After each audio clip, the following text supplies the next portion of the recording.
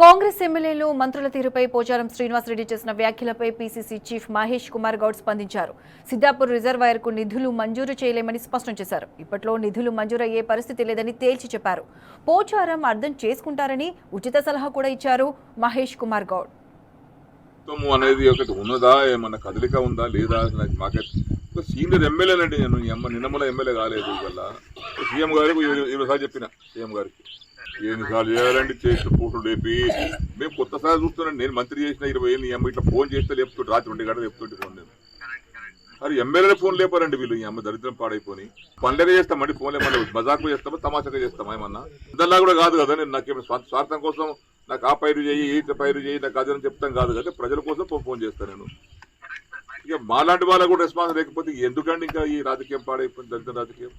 ఇంత ఇట్లాంటి ప్రభుత్వంలో ఇట్లాంటి పరిస్థితుల్లో మా ఫోన్ లేకపోతే ఎవరు చెప్పుకోవాలి? శ్రీ గారు మేము ఎవరితో మాట్లాడాలి? మేము పోచారం గారు సీనియర్ మోస్ట్ నాయకుడు, అడ్వైజర్ గా ఉన్నారు.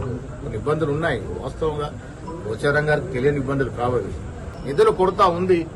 పోచారం గారు అభివృద్ధి ఆకాంక్షించిన నాయకుడు. కొద్ది ఇబ్బందులు అవుతుండొచ్చు. వారు అర్థం చేసుకుంటారని అనుకుంటా ఉన్నారు.